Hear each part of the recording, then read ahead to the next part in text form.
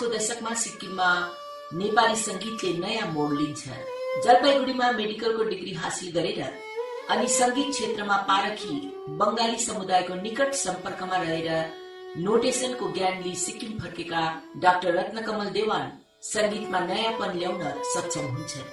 हिन्दी गीत र नेपाली लोकगीत गुनगुनाउने बानी बसिसकेका संगीत प्रेमीहरू संगीतको त्यो नवीन स्वरूपलाई अँगाल्न आरम्भमा हिचकिचाए पनि पछि नयाँ रस उनीहरूका निम्ति स्वादिला भए। यसरी संगीतमा भक्ति रस र प्रणय रस थपिन्छन्। डाक्टर रत्नकमल देवानले आफ्ना गीतको माध्यमबाट एकातिर जनमानसमा जातिबोध गराउने प्रयास गरे भने अर्कातिर प्रेमको परिभाषासित परिचय गराए। अन्य बाजागाजासितै भायोलिन पनि बज्न शुरू भयो। 40 के दशकको मध्यतिर सिक्किमको सांगीतिक परिप्रेक्ष्यमा अर्को आयाम थपिन गयो। संगीत प्रेमीहरू संगीतको भिन्नै स्वरूपसित परिचित हुन्छन्। त्यो थियो शास्त्रीय संगीत, जसको बीजारोपण कलाकार चन्द्रमान रसाइलीले गरेका थिए। सिक्किमेली सांगीतिक भूमिमा आरोपण गर्न उनले शास्त्रीय संगीतको बिउ कलकत्ताबाट ल्याएका थिए। त्यसरी बिस्तारै संगीतका अनेक रूप देख्न थालियो। 40 को दशकदेखि छिमेकी दार्जिलिङ जिल्लाबाट धेरै संख्यामा संगीत साधकहरूको सिक्किममा आगमन भएको पाउँछौं। चाकरीको खोजीमा आएका ती कलाकारहरूले आफूसित संगीतको ज्ञान पनि लिएर आएका हुनाले सिक्किमका निम्ति संगीतको विकासमा टेवा पुग्न जान्छ। यी संगीत साधकहरूको साथ पाउनु सिक्किमेली कलाकारहरूको सौभाग्य थियो। सिक्किममा संगीतको साधना अरू बढेर जान्छ। सरस्वती पूजा र कृष्णाष्टमी संगीतमय वातावरणमा मनाउने परम्परा शुरू हुन्छ। भानु जयन्तीमा कलाकारहरूको संख्या बढेर जान्छ। अवकाशका दिनहरूमा कलाकारहरूका घर घरबाट संगीतको सामूहिक धुन गुन्जिन थाल्छ। सिक्किमको सांगीतिक इतिहासलाई हेर्दा 40 को दशक महत्वपूर्ण र क्रान्तिकारी देखिन्छ। त्यसै अवधिमा व्यक्तिगत सँगसँगै संगठनात्मक रूपमा संगीतलाई अघि बढाउने प्रयास पनि भयो। सन् 1947 मा अपतन साहित्य परिषदको गठन हुनु सिक्किममा संगीतको विधिवत प्रादुर्भाव हुनु थियो। त्यसले साहित्यसँगै संगीतको विकासमा महत्वपूर्ण योगदान पुर्याउने जिम्मेवारी हातमा लियो। अगम सिंह तामाङ, पदम सिंह सुब्बा, तुलसी बहादुर छेत्री र निमा वाङदी तार्गेनद्वारा गठित त्यो संस्थाको प्रारम्भिक लक्ष्य साहित्यिक सेवा भए पनि त्यसले संगीत र नाटकको विकासमा पनि प्रचुर योगदान पुर्याएको इतिहास साक्षी छ। शिक्षकको रूपमा कार्यरत अगम सिंह तामाङ साहित्यकार मात्र नभएर गीतकार र स्वरकार पनि थिए। दरबारको हुकुममा तिनताक राष्ट्रिय गीतको रूपमा तिब्बती भाषामा एउटा गीत तयार गरिएको थियो। सिक्किमको प्रत्येक स्कुलमा विद्यार्थीहरूले नबुझे पनि त्यो गीत गाउनै पर्थ्यो। डेराजोङ सिली, याङ छापा छिलो, याङदे छाग्रे, छावाडे छो, छिदाङ दाला छो।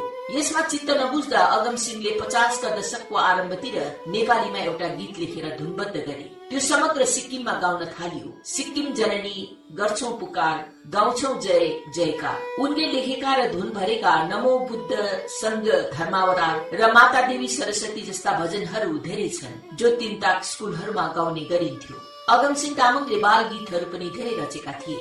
सन् 1949 मा तत्कालीन महाराजा टासी नामगेलको 56औं जन्मदिवसको अवसरमा राजधानीको टासी नामगेल हाई स्कुलमा आयोजित भव्य समारोहमा अपतन संस्थानको आयोजनमा पहिलो पटक एकांकी नाटक मुकुन्द इन्दिरा प्रस्तुत गरियो। समारोहमा महाराजा स्वयंले नाटकको आनन्द लिएका थिए। सिक्किमका उदीयमान कलाकारहरूलाई एकत्रित गरी सांस्कृतिक कार्यक्रमहरूमा सहभागी बनाएर उनीहरू भित्र लुकेको कलाकारितालाई प्रकाशमा ल्याउनमा त्यस संस्थाले ठूलो योगदान पुर्याएको देखिन्छ। सन् 1952 को नवम्बर महिनामा महाकवि लक्ष्मीप्रसाद देवकोटा र महान साहित्यकार बालकृष्ण समको सिक्किम भ्रमणलाई सिक्किममा साहित्यिक र सांगीतिक विकासको मार्गमा एउटा कोसेढुङ्गा मान्न सकिन्छ। अपतन साहित्य परिषदको निम्तोमा सिक्किम आउनुभएका महाकवि देवकोटा र साहित्यकार समका स्वागतार्थ गान्तोकको व्हाइट हलमा आयोजित भव्य समारोहमा सिक्किमका प्रतिभावान संगीत प्रेमी विद्यार्थीहरूलाई आफ्ना प्रतिभाको परिचय दिने अवसर प्राप्त भयो। सन् 1958-59 मा लोक कलाकार बेन्जामिन राईको सिक्किम भूमिमा पदार्पण संगीत प्रेमीहरूका निम्ति वरदान साबित भयो। उहिले बाजेको पालामा, रुपियाँ गन्थे डालामा जस्ता लोकगीतहरूबाट नेपाली संगीत प्रेमीहरूको मन जित्न सफल भएका कलाकार बेन्जामिन राईले सिक्किमलाई लोक धुनमा स्वरचित गीतहरूसित परिचय गराए। बेन्जामिन रायका गीतहरूमा पहाडी ग्रामीण जनजीवनको छाप पाइने हुनाले मानिसहरू उनका गीतहरू गाउन र सुन्न रुचाउन थाले। त्यसरी संगीतको बिरुवाले अनुभवी संरक्षकको स्याल पाउन सकियो। तीनताक कलाकारहरूका निम्ति कला प्रदर्शनको मुख्य अवसर भानु जयन्ती थियो। भानु जयन्ती मनाउनुको प्रमुख श्रेय रश्मि प्रसाद आलेलाई दिन सकिन्छ। उनकै अगुवाई तथा मार्गदर्शनमा गान्तोकमा भानु जयन्ती मनाउन थालिएको भन्दा अत्युक्ति नहुनु पर्ने हो। समारोहको मुख्य आयोजन स्थल व्हाइट हल थियो अनि पछि ठाकुरबाडीमा मनाउन थालियो। दशैंका बेला ठाकुरबाडीमा मनाइने दुर्गा पूजाले पनि युवा र विद्यार्थी कलाकारहरूको प्रतिभा प्रदर्शनमा टेवा पुग्न गएको देखिन्छ। नवरथापछि देवी दुर्गाको प्रतिभा विसर्जन शोभायात्रामा सिक्किमको सांस्कृतिक परम्परा दर्शाउँदै खुबै नाच्ने र गाउने गरिन्थ्यो। भानु जयन्ती समारोहलाई अझ आकर्षित बनाउन 1961-62 मा त्यसको आयोजन स्थललाई सरुवा गरी भाडाको घरमा स्थापित युवा पुस्तकालयमा लगियो। 13 जुलाईको दिन भानु जयन्ती समारोह वर्षेनी आयोजित हुन थाल्यो। त्यस प्रकार बिस्तारै भानु जयन्ती कलाकारहरूका निम्ति आफ्नो कलाकारिता प्रदर्शन गर्ने प्रमुख मञ्च बन्यो। युवाहरूले आफ्नो प्रतिभाको जोरदार प्रदर्शन गर्न थाले। कसैले गाएर, कसैले नाचेर अनि कसैले कविता पाठ र रामायण वाचन गरेर। हार्मोनियमसितै मादल, बाँसुरी, गिटार र तबला घन्किन थाले। भानु जयन्तीलाई उत्सवको रूपमा मनाउन थालियो। तीनताक सरस्वती पूजाले पनि सांस्कृतिक विकासमा योगदान पुर्याएको देखिन्छ।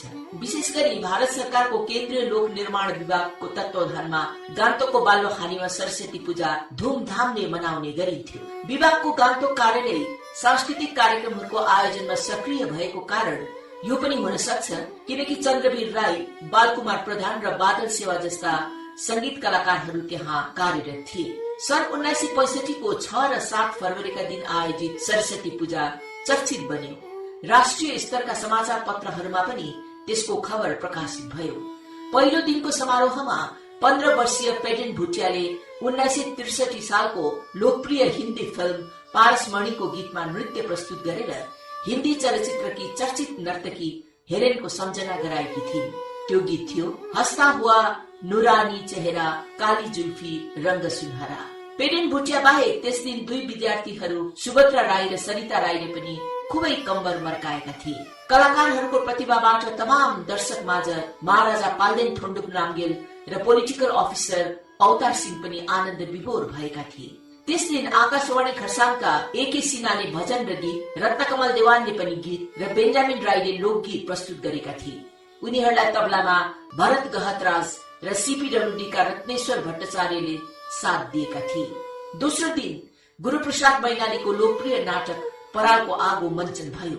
त्यसमा चामेको भूमिका सुरेन लामाले र गौथलीको भूमिका पेडेन भुटियाले खेलेर आफ्ना अभिनय कलाको परिचय दिएका थिए।